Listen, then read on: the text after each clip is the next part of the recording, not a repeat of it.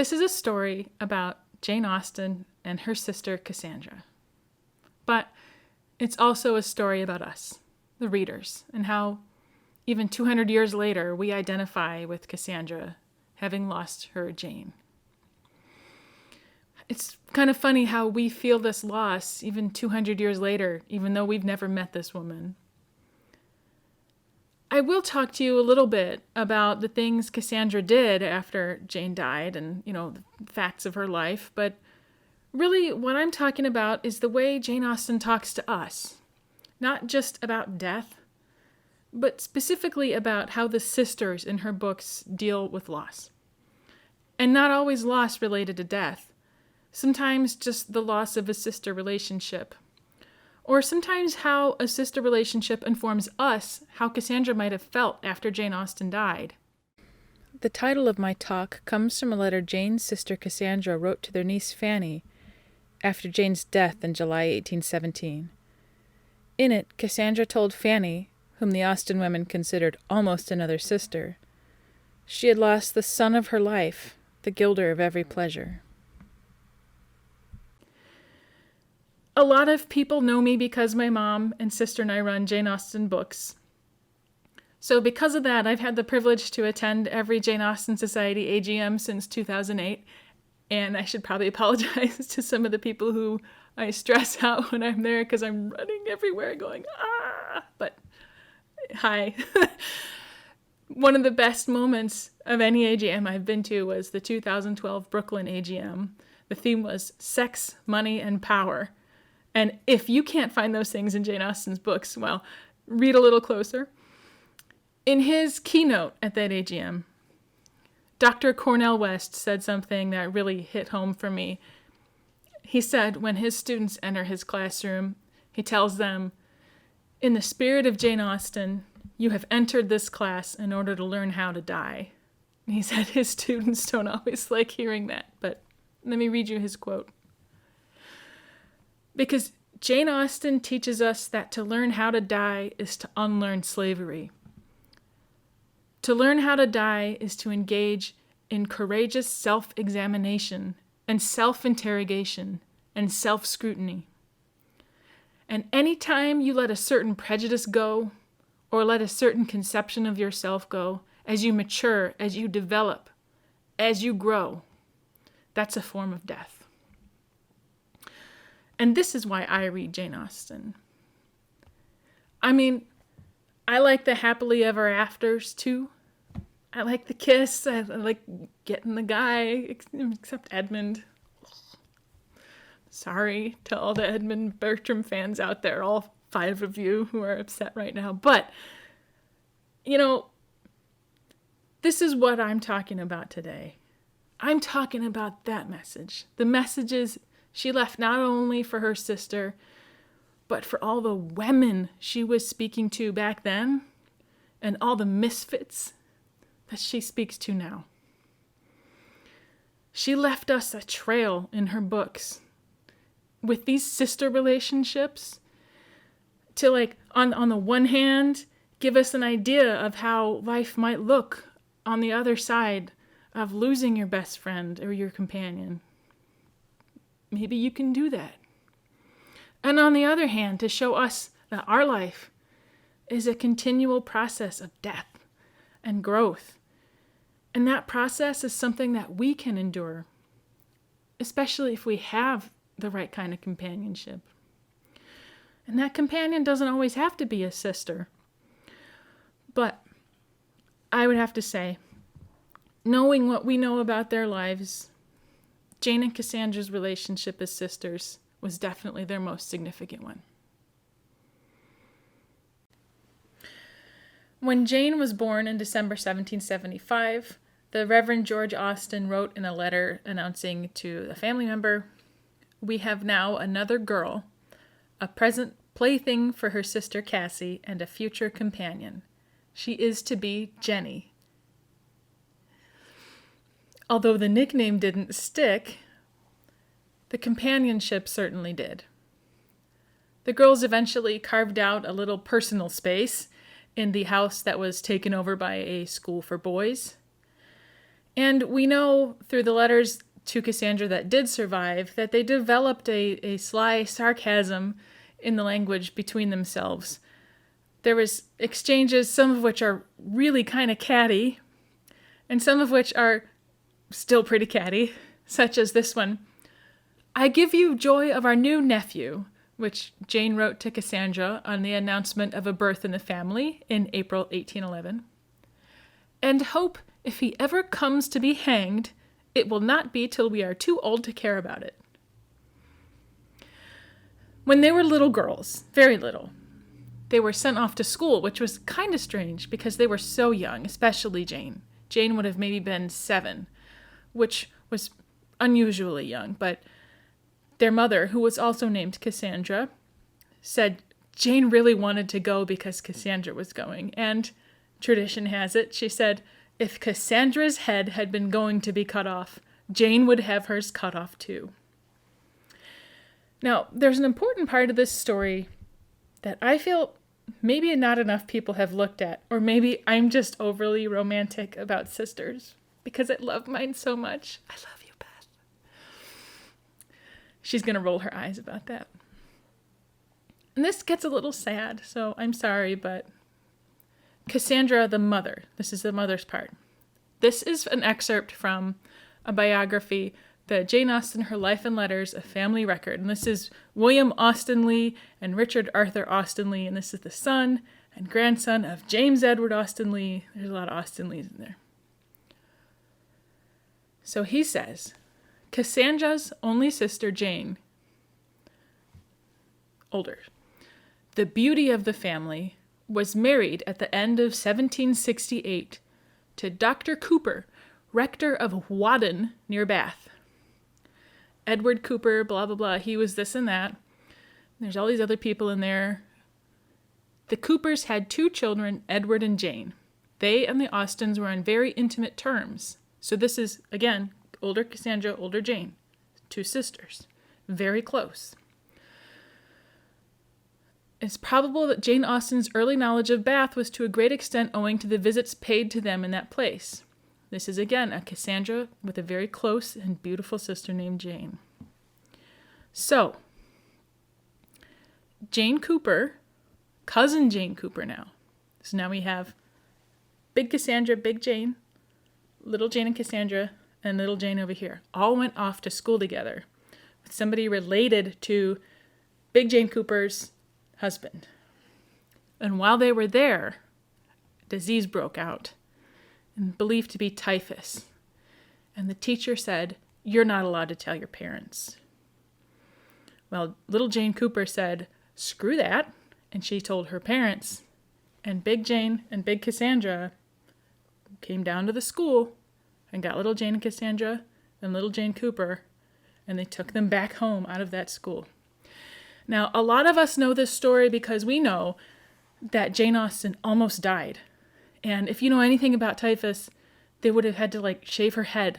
It was spread by lice. It was an awful disease. And people have theorized that it's possible that this led to her later death.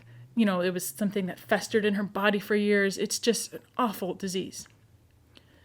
But what I feel doesn't get talked about enough was Mother Cassandra, her sister Jane, the beauty of the family, Jane Cooper the elder, went down and rescued her baby girl, little Jane Cooper. And in that process, got sick and died. So here's young Jane Austen, after this brush with death. She would have been 7 years old, almost died of typhus. Her mother has just lost her sister, with whom she was very close. Almost lost her daughter. When I read this story, what it impressed upon me was that little Jane Austen, who had a big sister named Cassandra, had a mom named Cassandra who lost a sister named Jane.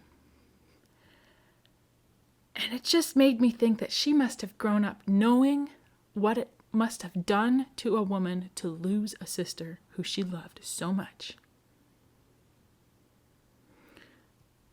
And there's a lot in their family history about how close they were with Jane Cooper, and they'd, take presents to her and they'd visit a lot.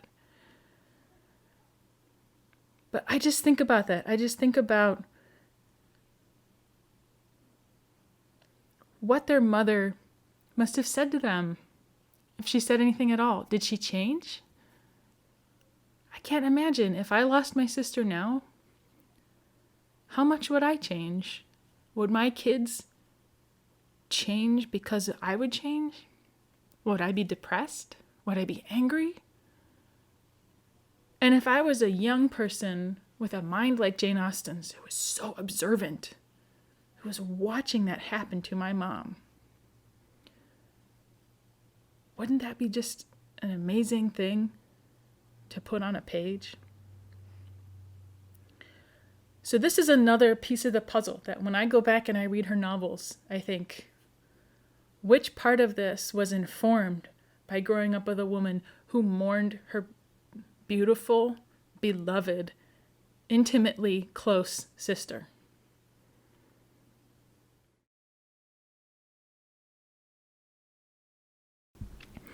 So, this is the part where I realized I'm going to have to phone a friend. Because I've tried, and there's no way I can read this myself. So I'm calling my friend Eileen.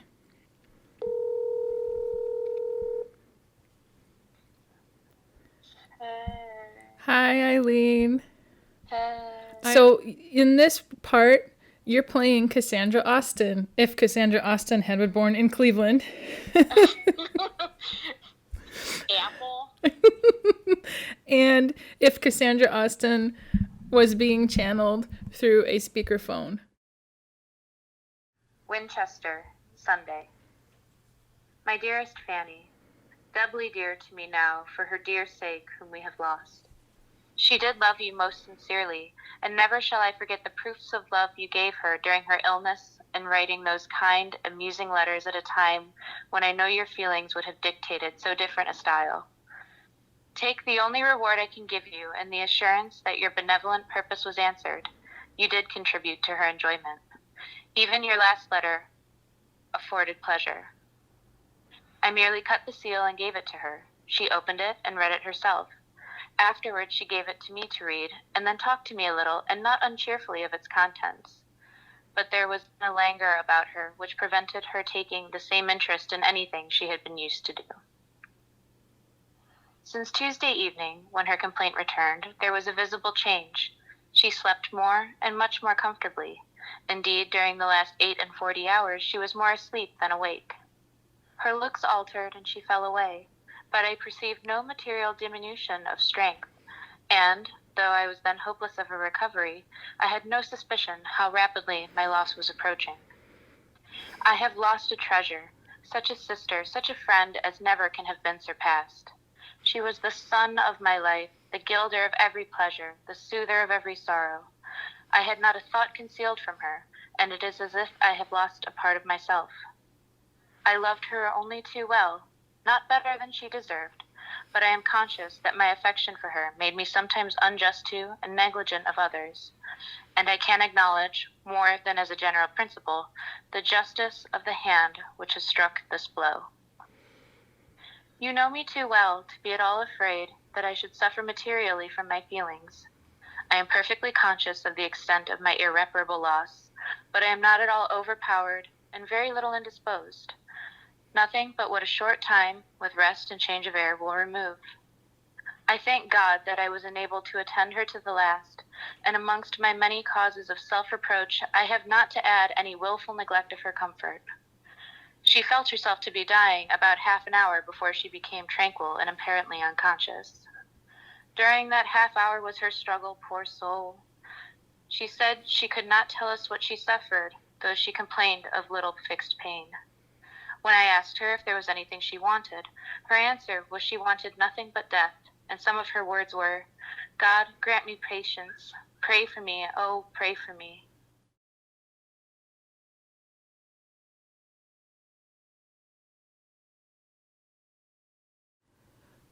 Marianne goes out and gets herself so sick. She spent months just sobbing and letting herself sink into a depression over Willoughby, which, as a grown-up now, I remember being that age, and as a grown-up now, I'm like, oh my God, Marianne, he's not worth it. Anyway. And Marianne gets so sick. And back then, it's not like you could go get antibiotics. So she's laying in bed, and what can Eleanor do?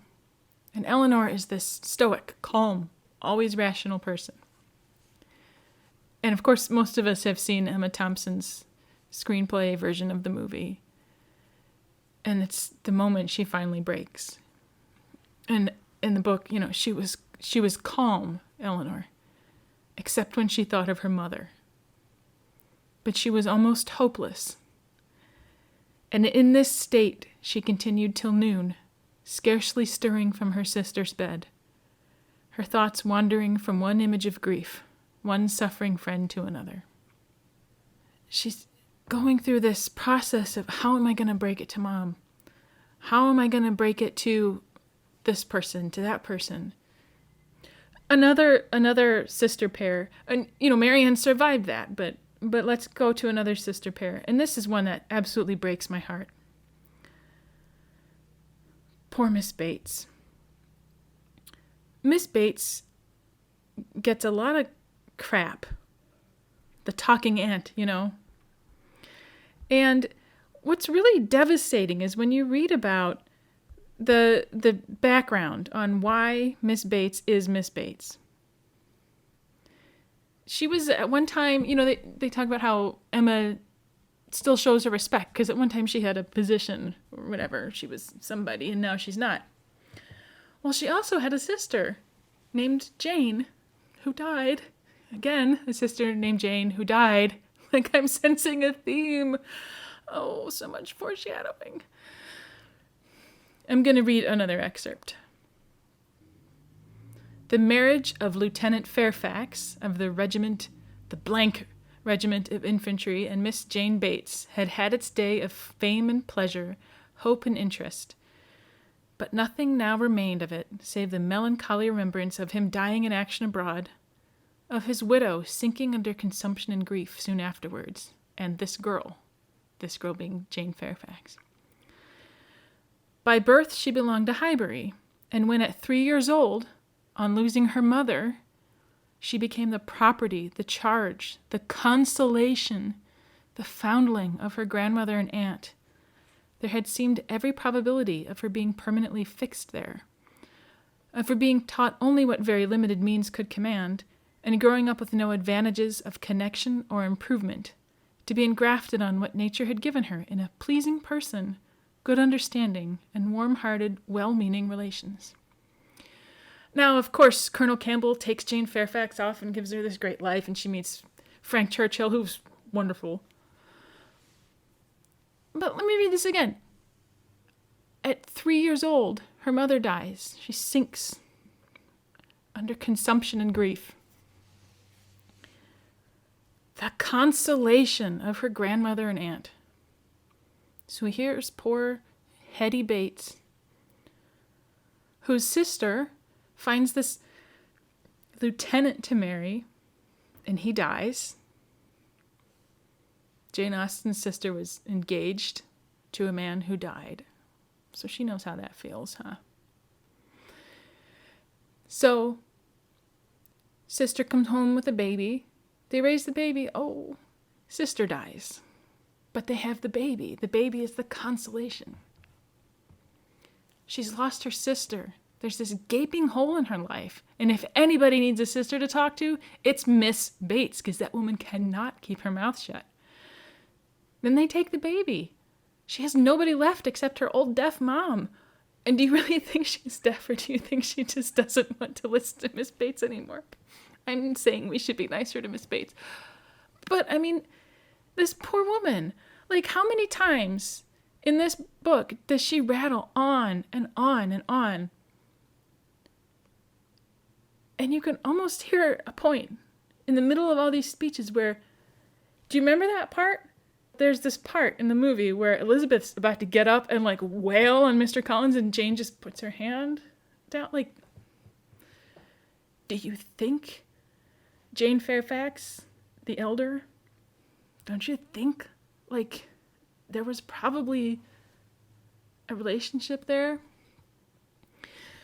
Now, obviously, it's not like she would have been around all the time when she was married to the lieutenant and he was off wherever. But I think Miss Bates might have been a little more sane and a little more okay if they hadn't, if she hadn't lost her sister and then they took the baby. Come on, poor lady. Like, that's a lot of loss. That is a lot of loss. What's really fascinating about this, though, I'm like, we should feel really bad for Miss Bates, and we really should. And Jane Austen makes that really clear, because what's one of the biggest lessons Emma learns? Emma learns we should feel really bad for Miss Bates. And not just because Miss Bates talks a lot and we make fun of her. We should feel bad for Miss Bates because she doesn't have any control over that. It's one thing to laugh at people for stuff they can control and they don't. Mr. Elton can control being a douche, and he does not. Miss Bates can't control the fact that she's lost all of that stuff, and Emma's picking on her for it, okay? Emma learns that. Emma does better. So, but we have these other sister teams who are, sister widows, who also try to carry on the legacy. So Miss Bates is trying to carry on the legacy of her sister Jane. She always wants you to know, I got a new letter from my niece, and I want you to know about it. She just really wants you to know how great her niece is. We have another one of those. Let me give you a phrase. It was his mother's fondest wish. Can you guess? If you said Lady Catherine, you get the gift basket. Yes. Yes, I'm comparing Miss Bates to Lady Catherine. Chatty. Our heroine can't stand going to her house.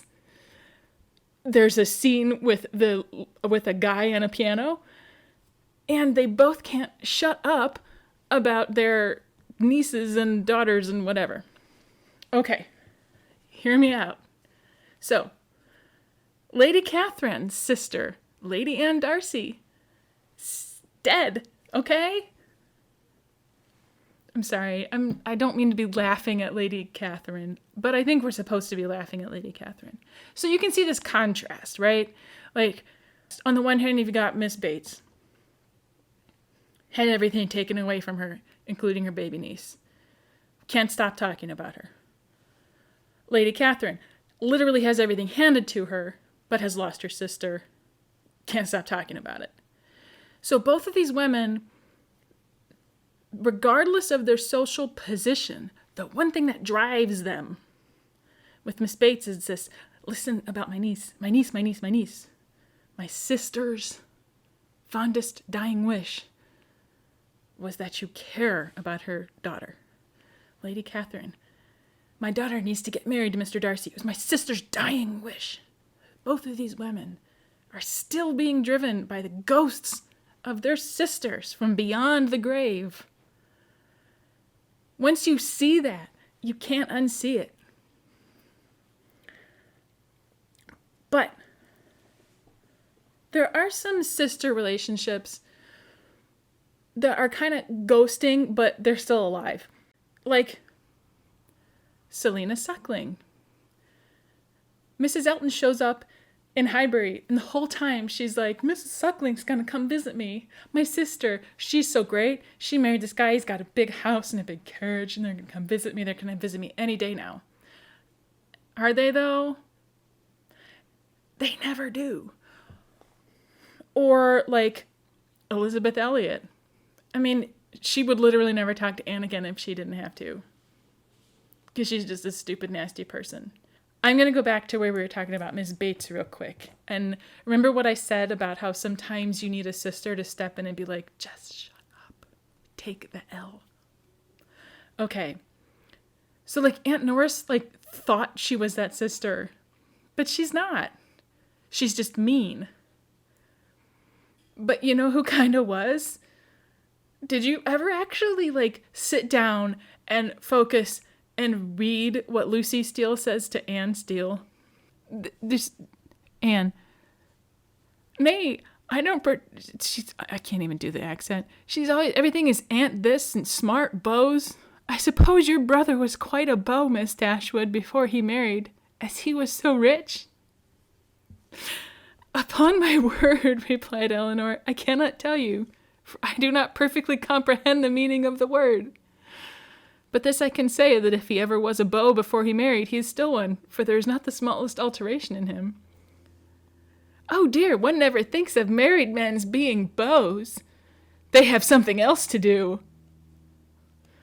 Lord, Anne, cried her sister, you can talk of nothing but beaux. You will make Miss Dashwood believe you think of nothing else. And then to turn the discourse, she began admiring the house and furniture. See now that's a team player. Thank you, Lucy. That's the kind of sister you need. Mary Bennet is another sister who sort of gets picked on. But the thing about Mary is, it's not that she's always wrong. She's just a try-hard. Even when she's making fun of moralizers, Austen usually seems to have a reason for putting certain quotes in certain people's mouths, and Mary's mouth is no exception. When Lydia's careless elopement, as Wickham's pursuit of her is framed in the book, is discussed at the family table, Mary helpfully says, This is a most unfortunate affair, and will probably be much talked of. But we must stem the tide of malice, and pour into the wounded bosoms of each other the balm of sisterly consolation. Of course, she then engages in some amazingly patriarchal victim-blaming, of which Lizzie is having none. And the humor here is that Mary doesn't realize that there's a kernel of truth in what she's saying about pouring a balm of sisterly love into each other's bosoms, but it's completely obliterated by the things she spews in the next sentences.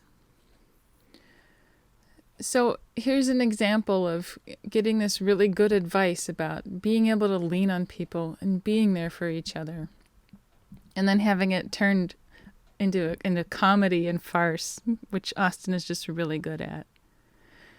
But you get the feeling, as someone who suffered for a long time with health concerns, and especially someone who dealt with stress from different family members who maybe didn't understand those health concerns, that Austen probably had to learn this lesson of being able to rely on people even when you didn't want to.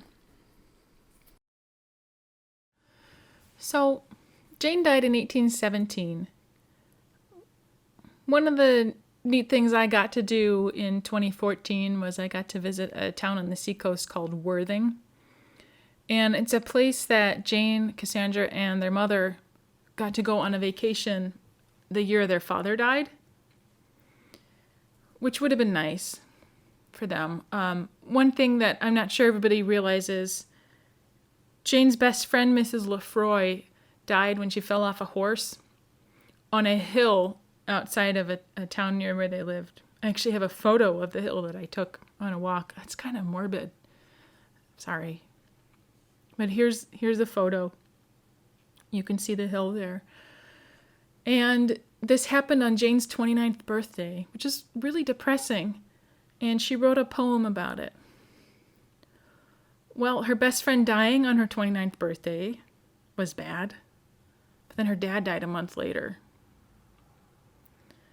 So it was a pretty tough year. And then they went on this vacation to Worthing. It's a really cool little town, and I suggest when everything opens back up, add that to your Jane Austen trip. And there's another one called Overton. That's the first town that James had his parish in. And that's real near where Mrs. Lefroy lived. It's on that walk where I took the picture of the hill. So after Jane died, James died not very long after, like a year and a half or something. But between when Jane died and when James died, Cassandra and their mother and James went back to Worthing on another vacation. And I kind of think that's sweet.